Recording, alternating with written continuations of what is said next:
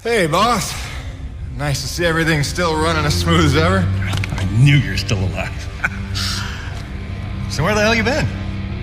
So, you fought a G-class acrid, fell down the side of a mountain, landed on the other side of Shack's Peak, and somehow survived for 2 weeks before you got back into comm range? Thankfully, the rig was flush with rations and ammo. Lucky timing, I guess. I don't know if you've got a good luck charm or you are one. Funny how often luck feels just like getting my ass kicked. Jim, you know, I take you at your word, of course, but I'm sensing there's a little more to your story. Well, now that you mention it, there is this. What is... Where did you find that? I'm sensing that you already know the answer to that. Don't toy with me, Peyton. What did you find? Why don't you tell me what I found? We're the first humans to set foot on this planet, so obviously I didn't find some 50-year-old Nevek base, did I? Keep your voice down. Is that really all you have to say? No. It's important you understand something, Jim. Keeping the first colony under wraps wasn't my idea. It's one of the terms I had to agree to for Nevek to greenlight this mission in the first place. Perception is vital to their interests. I'll go to great lengths to conceal such a debacle. Coronis was set to land far, far from the original site, but the storm forced us down here. Nearer to the truth than I could have even ever hoped. Hoped? Why would you hope for this? That's why. General Charles Braddock, commander of the 1st Neo-Venus Colonial Expeditionary Force. Your old man led the first colony. Led it, and lost it. And he was never the same.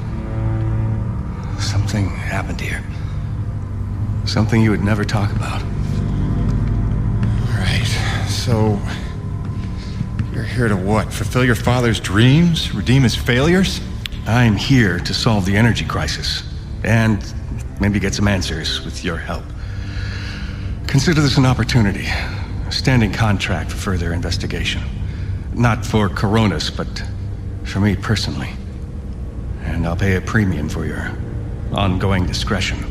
So I get to lie to everybody, too? If a word of this reaches Nevek, they'll take back the whole operation. Put it under paramilitary command. I hate lying to the men, Jim, but it's for their own good. Trust me. I'll see what I can see.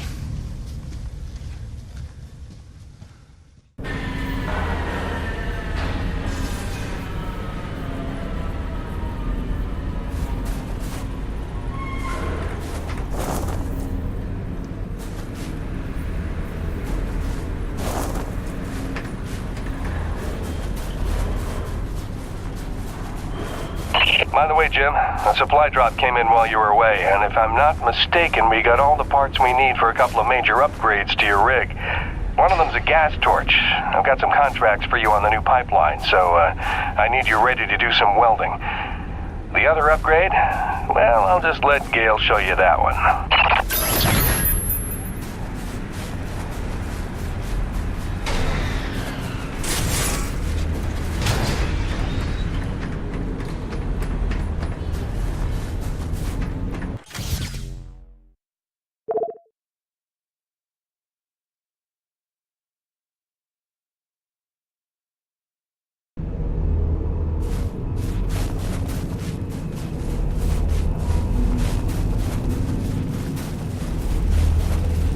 Man alive! Jim, I'm glad you're back. It was a long couple of weeks. Of course I told him you'd make it. Never a doubt in my mind. Oh, won't Braddock be happy? His favorite back from the dead. LaRoche is happy to see you too. Hey, major upgrade time for you. Parts came in for an acetylene torch. Sexy, right? I can slap that together in no time. But the other upgrade, it's gonna take significant surgery, but you're gonna love it. Consider it a little welcome home gift from Braddock and yours truly. Your chassis is a Dynasty 2 swing arm. Platform compatible. All the access holes line up and everything if we want to fully convert. You game? I trust you, Gale. And if you hurt her, I'll cut your arms off. Sweet!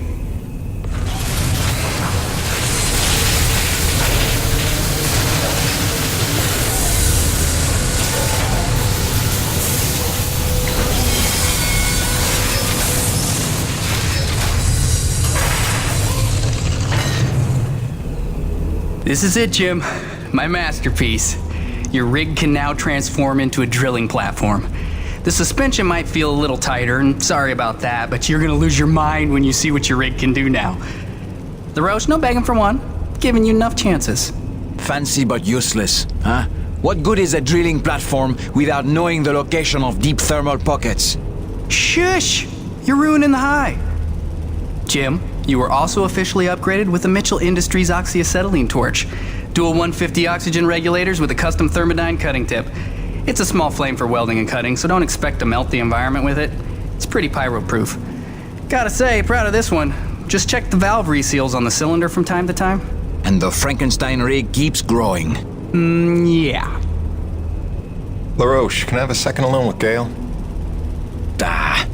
I don't want to be here for this anyway. Au revoir.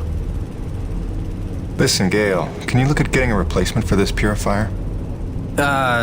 Dude, this is like 50 years old. I don't think a modern-day replacement would work with wherever this came from.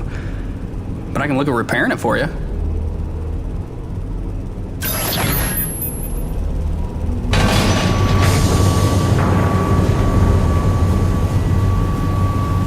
Sweet! Let's do this thing! Tell the truth, Jim. How did you survive in the wild for 2 weeks? Oh, no big story to tell. Fell off a cliff, nearly died, got rescued by a beautiful snow princess who magically healed me at her secret hideaway. Pretty much what you'd expect. Nice. Points for creativity. I'll get the real story out of you when I get the purifier repaired. Yep. More reach for your winch.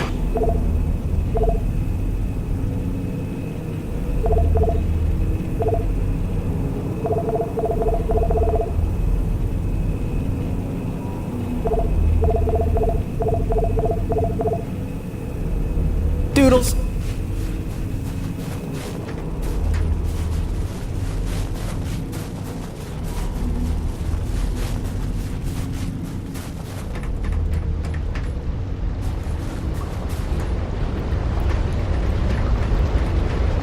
Congratulations, my man, you've done it. You're now top of the leaderboard. Oh, she go, oh, yeah, man.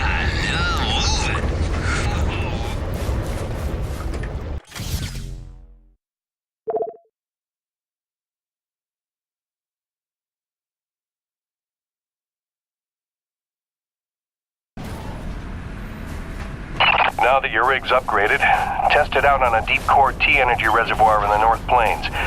Braddock out.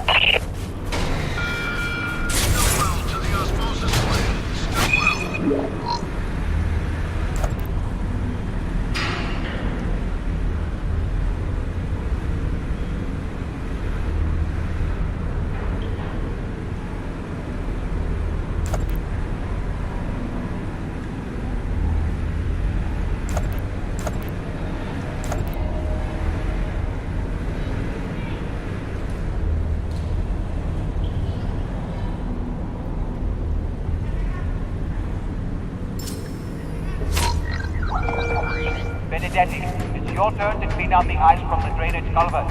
Stop hiding.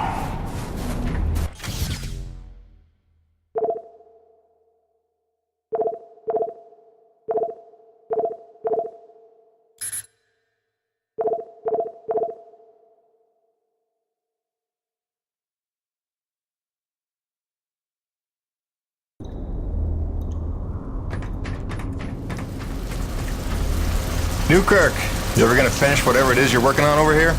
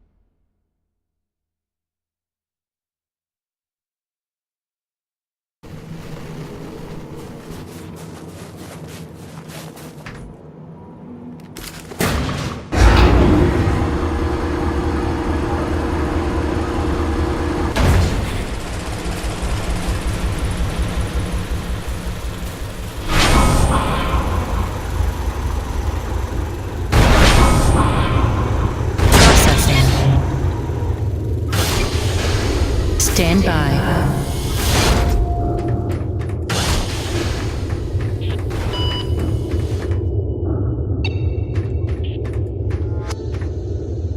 Exposure to the extreme cold reduces blood flow and constricts your blood vessels, reducing your circulatory system's overall volume and increasing your blood pressure.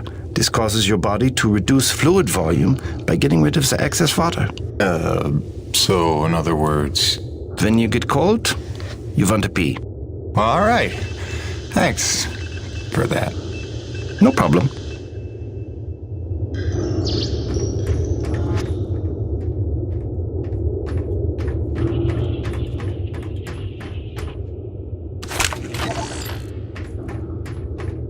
Genetic level, the Acrid are remarkably unstable.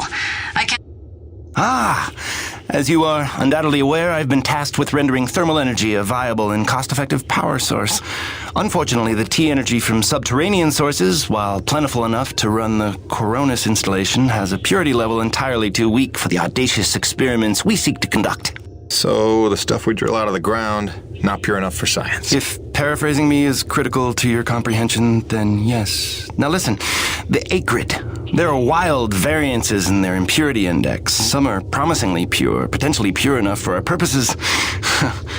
I need a survey of local Acrid, samples of their T-energy in the hopes that we can find one with a pure enough composition. So you want me to kill Acrid, basically? Yes.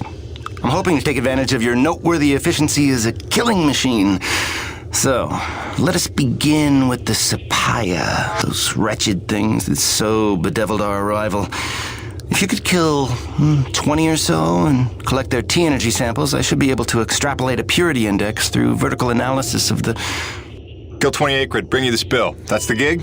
All over it. Thanks, Doc. Let me update your map with the best place to look for them based on recent sightings and migration patterns. And if you'd kindly hold still, I'd like to equip a sniffer attachment to your suit's tank. It'll automatically gather samples of T-energy particulates in the air after you've made a kill, so you can just focus on the killing.